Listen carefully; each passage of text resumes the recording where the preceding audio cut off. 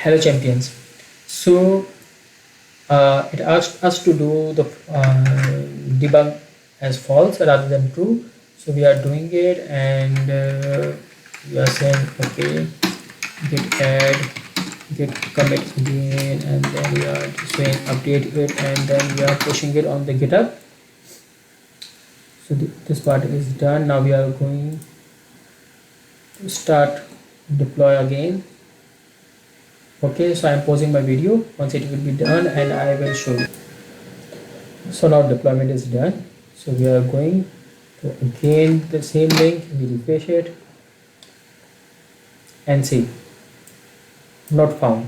Now it is not showing our routes to everyone, rather than it is saying that not found, the request source was not found on this server. And that is true, because this is basically for the API, this is not to show the web page. So we are not having anything on this.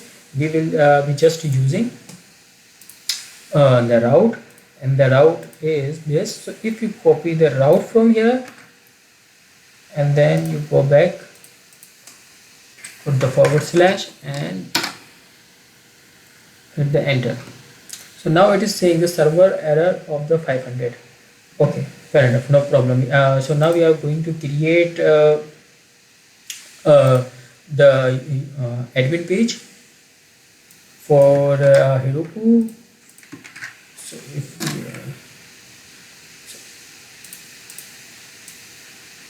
if you go and if you see, it is asking us for the username and the password. And if you remember, we created admin as the username and the password on the local machine, but it won't work in here. And why it is not working in here? It is because if you go on the Heroku and the resources, in the resources it is saying that Heroku is using the Postgres. So basically Postgres is a database that is used by Heroku. So when you are deploying your entire project on the Heroku is not supporting your SQLite database.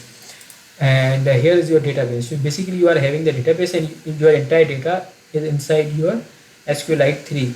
But when you are pushing it on the Heroku is not supporting it. Heroku is giving you a Postgres that is free with the limited number of rows that you can check it, but still you can start as a project, which is a good thing.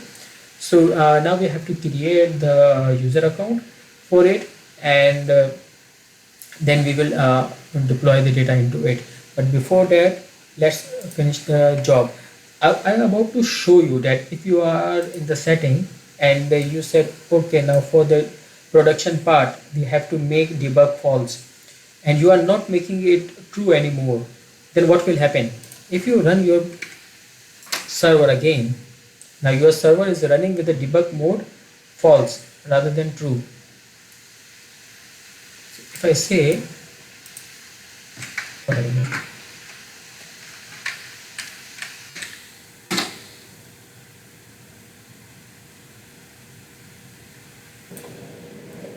so when the server started, now that's the page already opens, but once I refresh it, now you see it is saying the server error 500.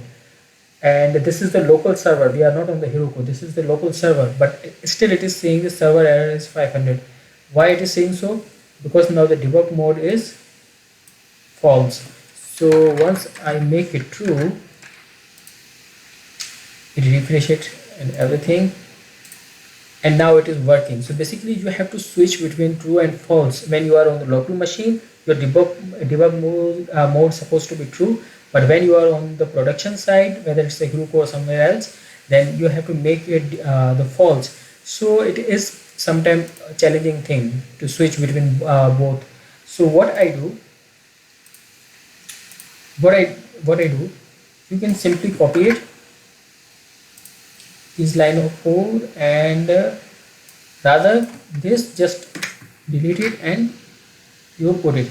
And because it is Python, so you have to be careful with indentation, otherwise you will face the error. So what I'm saying take the system argument, okay, and just check your first system argument is what? Run server. If it is a run server means if your first argument, system argument, is the run server, that means you are on the production side. So if it is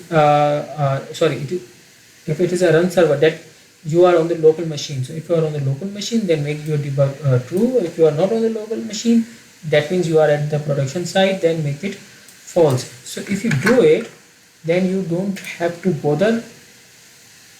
Oh, okay. One more thing. For that, you have to import the system. You don't work like this. So because now it is asking for the system, it is not finding it as we have seen. So what we have to do, we will go at the top, okay, and we have to say okay, import system, and now we have to say run it again. Now it is working. Bingo, and it is working. Okay, so in the next video we will be creating the accounts for the Heroku. This we will create the super account for the Heroku, and then we will add the data into it.